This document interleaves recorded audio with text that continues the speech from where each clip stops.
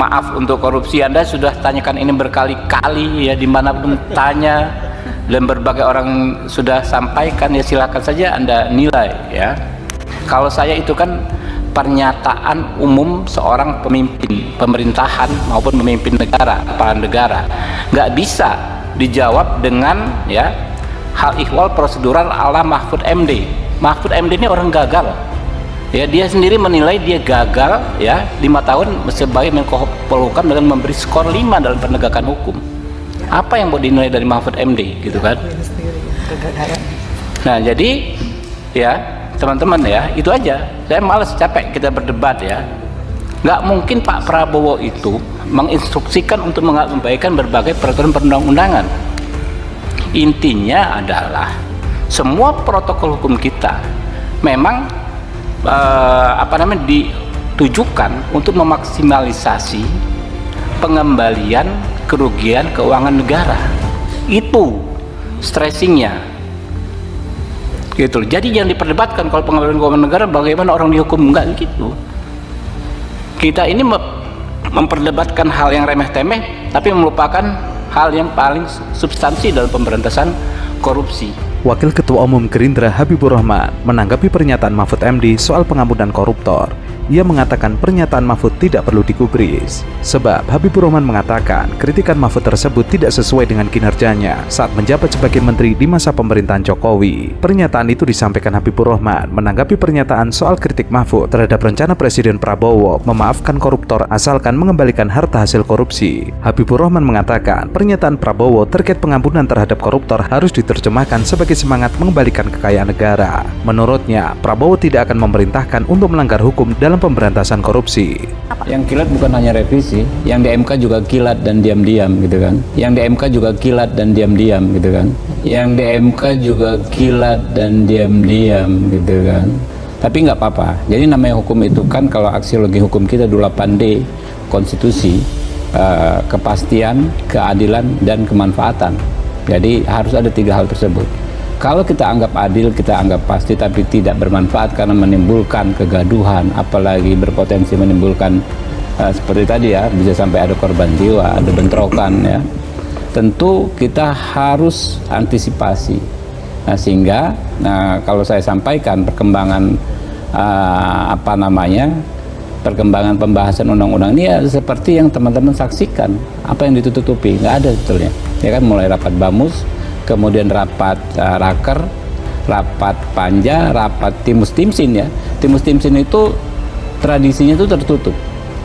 Ya, karena kan kita hanya ngomong soal redaksi dan lain sebagainya.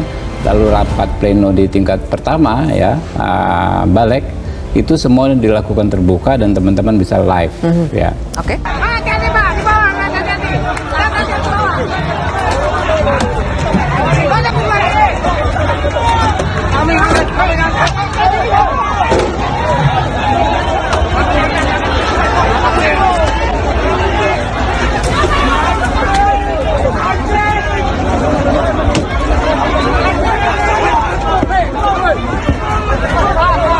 Beredar di media sosial yang diduga video politisi Gerindra Habibur Rahman diamankan oleh petugas saat hendak menemui para demonstran. Ia diamankan oleh petugas karena demonstran sudah terlanjur marah dengan kelakuan para legislator yang ingin merevisi Undang-Undang Pilkada yang telah diketok palu oleh Mahkamah Konstitusi. Warahmatullahi wabarakatuh. Selamat siang. Rekan sekalian, Bang, jangan lu ngalangin, Bang. Tangan lo, weh. iya, hari ini kami menginformasikan, kami menyampaikan informasi bahwa Tangan lu ngalangin, Bang. tidak ada perubahan pilkada.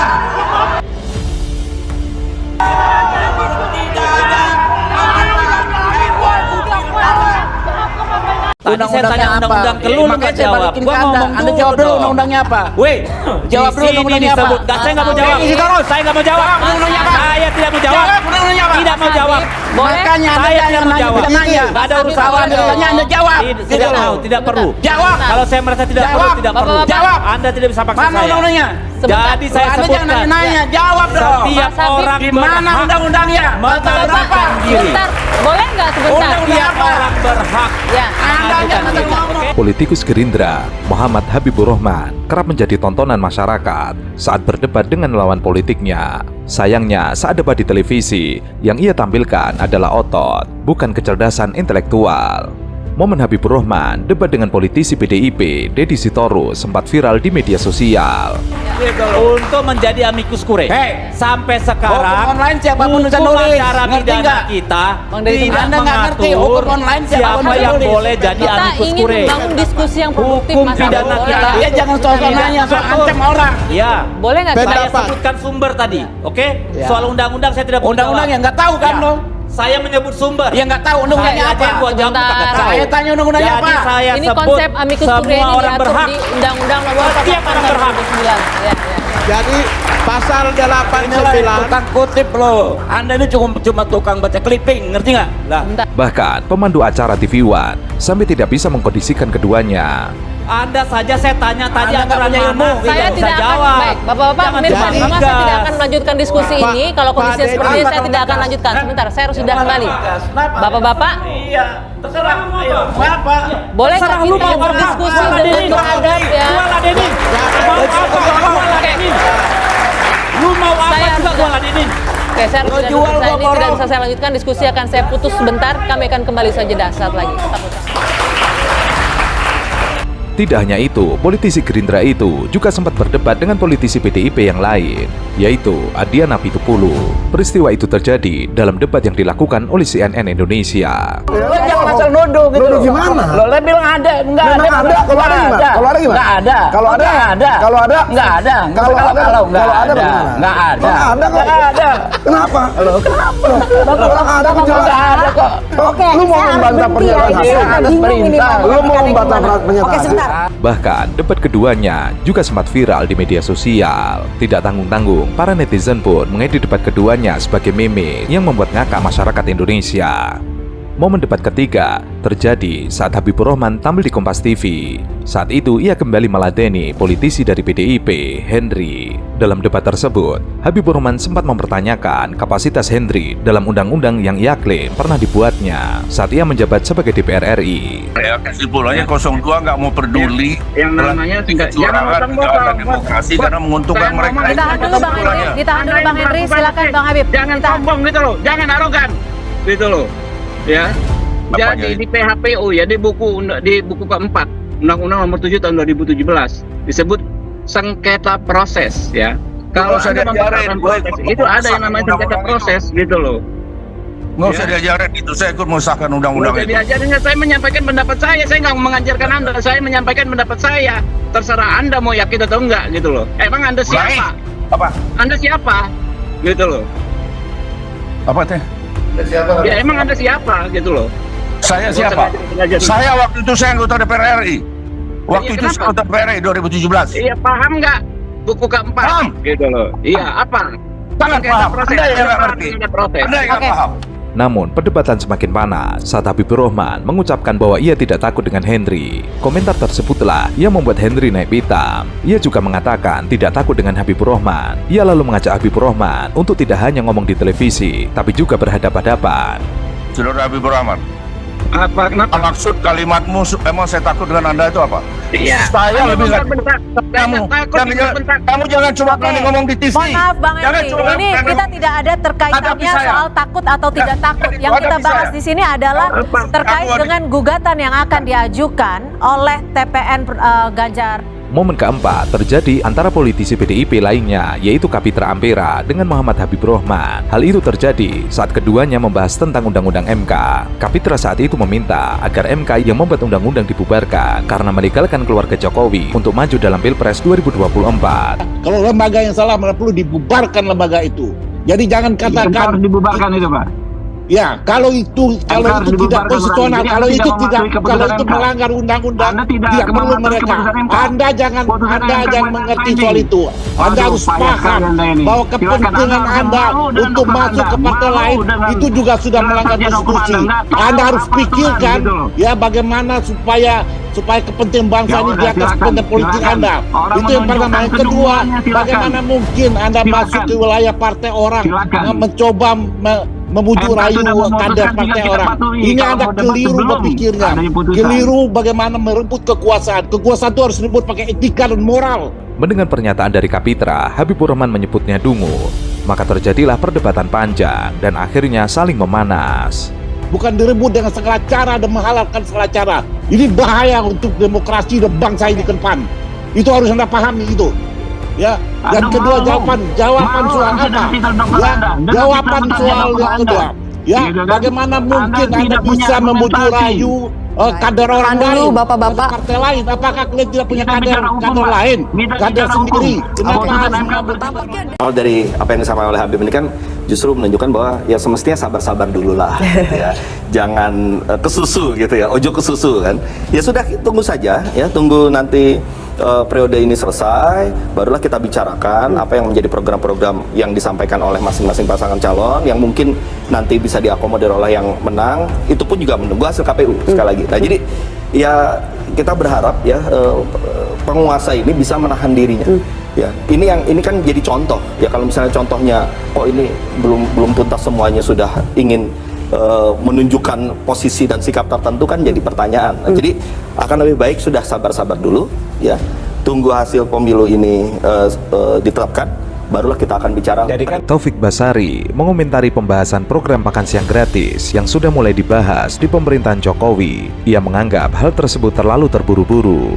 Adapun Capres nomor urut 2 Prabowo Subianto selaku penggagas program makan siang gratis belum resmi terpilih sebagai presiden. Idealnya siapa yang berjanji dan berutang dialah yang akan membayar, bukan dibayar oleh Jokowi. Apalagi hingga saat ini belum ada pemenang dari pemilihan presiden 2024. Oleh karena itu, pihak yang mengklaim kemenangan sama saja membohongi publik. Yang kesusun ini saudara Taufik Basari ini melakukan judgement tanpa melihat sebuah persoalan secara detail. Ya, seperti ya kan seperti Anda bilang ini mengkonfirmasi keberpihakan, padahal Anda nggak pernah selesaikan soal tuduhan keberpihakan itu secara hukum. Pernah nggak Anda melaporkan ke Bawaslu? Nggak, ini kan bukan nanti dulu. Ini kan soal makan siang ya? Bukan soal makan siang. Premis yang Anda sampaikan tadi soal ini mengkonfirmasi keberpihakan itu kan ngawur. Karena apa? Anda nggak pernah melakukan langkah hukum soal dugaan keterlibatan presiden, pemerintah terhadap paslon tertentu.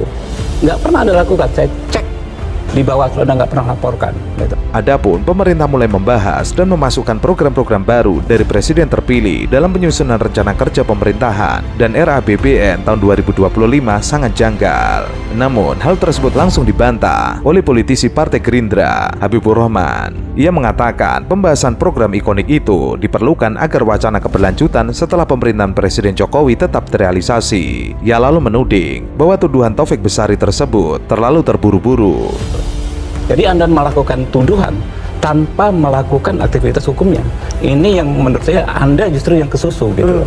Gimana itu Mas Tobas? Ya nggak apa-apa, silakan dinilai seperti itu. Iya, makanya juga rakyat silakan menilai pernyataan Anda. Ya oke, nggak apa-apa, silakan dinilai seperti itu. Tapi kan kita tentunya bisa melihat ya apa yang terjadi. Oh iya, semua orang bisa melihat, rakyat bisa melihat. Iya betul. Anda sampaikan apa tuduhan-tuduhan tanpa bukti, bahkan tanpa berniat membuktikan. Ya maka dari itu ya nanti kita lihat saja ini prosesnya seperti apa. Makanya sama. Ya.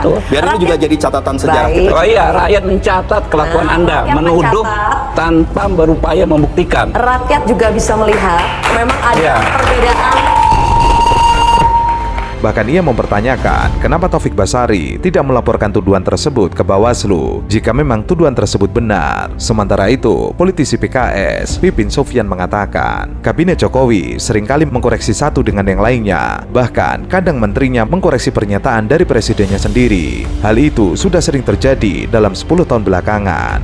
Berbeda antara satu dengan yang lainnya. Jadi, kalau dulu misalnya presidennya bilang A, semua bilang A. Sekarang ini bisa jadi berbeda dan bisa jadi saling mengoreksi antara pernyataan menteri mengoreksi presiden, presiden mengoreksi menteri. Jadi disinilah kita melihat bahwa pemerintahan yang tidak firm ya. Sejak awal kita melihat itu. Jadi kalau kami di PKS hampir 10 tahun menjadi partai oposisi ya, menilai kejadian-kejadian ini yang memang aspirasi yang kita bawa adalah perubahan, dan kita melihat saat ini apa sih. Pipin bahkan mengaku jika Pilpres 2024 ini pihak 01 dan 03 tidak sedang melawan pasangan calon Prabowo Gibran, akan tetapi 01 dan 03 sedang melawan aparat negara. Hal itu bisa dilihat usai pencoblosan tanggal 14 Februari 2024. 02 tanpa menunggu pengumuman resmi dari KPU langsung melakukan selebrasi kemenangan Pilpres 2024. Hal tersebut menurutnya dianggap janggal. Belum lagi terkait program makan siang gratis yang belum apa-apa sudah dibahas di istana. Padahal calon presiden yang memiliki program tersebut belum resmi disahkan kemenangannya oleh KPU. Sejak kita lihat ketika saya selalu katakan bahwa 01, 03 ini bukan melawan 02 tetapi melawan aparat negara gitu ya, melawan kebijakan negara, melawan kepala pemerintahan yang saat ini. Jadi bukan melawan Prabowo dan Gibran gitu ya. Apa indikatornya? Sejak awal misalnya kita melihat ya, tanggal 14 Februari kawan 02 langsung merayakan kegembiraan itu ya dengan pesta pora dan sebagainya, padahal KPU belum mengumumkan itu. Yang kedua misalnya hari ini kita melihat bagaimana tadi ya festivalisasi salah satu program 02 yang dibahas, katanya tidak dibahas menurut Presiden, tetapi ternyata oleh 3 menterinya disebutkan bahwa itu dibahas ya. Dan itu kan menunjukkan apa sebetulnya? Ada menunjukkan yang pertama adalah ketergesa-gesaan ya, melihat bahwa mungkin ada isu yang ingin ditutup dengan cara tadi ya, bahwa makan siang gratis harus dibumingkan gitu ya. Padahal kan bisa saja ini tidak terburu-buru kan sebetulnya. Tunggu saya 20 Maret. Toh nanti program untuk 2025 kan masih bisa ada waktu begitu. Jadi menurut saya tadi ya, sikap kenegarawanan ini yang tidak kita lihat.